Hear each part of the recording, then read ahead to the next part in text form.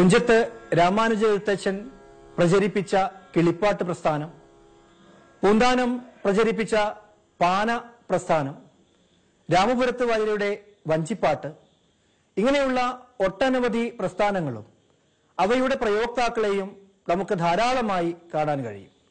ഇവയിൽ നിന്നൊക്കെ വേറിട്ട് നിൽക്കുന്ന ഒരു കവന ശൈലിയാണ് ചെറുശ്ശേരി പുലർത്തിപ്പോന്നത്. കൃഷ്ണഗാഥ എന്ന പേരിൽ അറിയപ്പെടുന്ന, കൃഷ്ണപ്പാട്ട് എന്ന മറുപേരും കൂടി ചേർന്നിട്ടുള്ള ഒരൊറ്റ കൃതി കൊണ്ട് തന്നെ മലയാള കവിതാ ഗഗനത്തിൽ തന്റേതായ ഇടം കണ്ടെത്തിയ മഹാപ്രതിഭയാണ് ചെറുശ്ശേരി. ഈ കൃതിയുടെ പിറവയ്ക്ക് പുറകിൽ വളരെ പ്രസിദ്ധമായിരിക്കുന്ന ഒരു ഐതിഹ്യം ഉണ്ട്. പാലാഴി മാതൂതാൻ പാലിച്ചു പോരുന്ന കോലാധിനാഥനൂദയവർമ്മൻ അജ്ഞേയ ചെയ്കയാൽ അജ്ഞനായുള്ള ഞാൻ പ്രാജ്ഞനെന്നിങ്ങനെ ഭാവിച്ചിപ്പോൾ എന്ന് ഒരു ഭാഗത്തും, അജ്ഞയാ കോലഭൂപസ്യ പ്രാജ്ഞസ്യോദയവർമ്മണ കൃതായാം കൃഷ്ണഗാഥായാം എന്ന് മറുഭാഗത്തും ചെറുശ്ശേരി തന്നെ പറയുന്നുണ്ട്.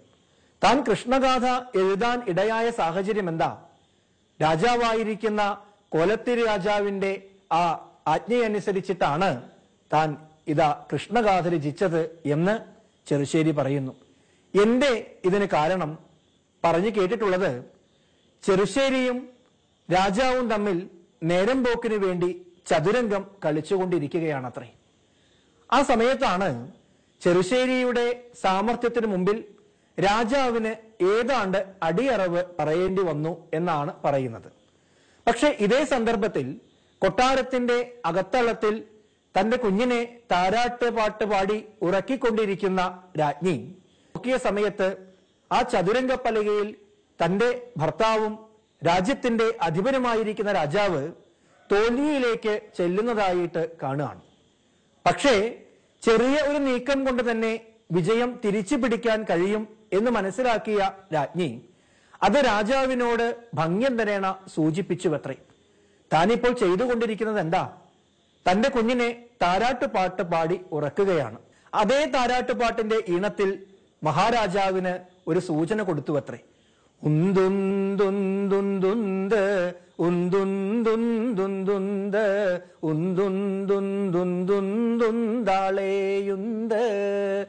ഈ പാട്ടിൽ നിന്നും താൻ എന്താണ് ചെയ്യേണ്ടത് എന്ന് മനസ്സിലാക്കിയ രാജാവ് അതുപ്രകാരം കാലാൾ എന്ന് പറയുന്ന കരുവിനെ മുന്നോട്ട് വെക്കുകയും അതുവഴി ആ മത്സരത്തിൽ വിജയം പ്രാപിച്ചു എന്നുമാണ് ഐതിഹ്യം.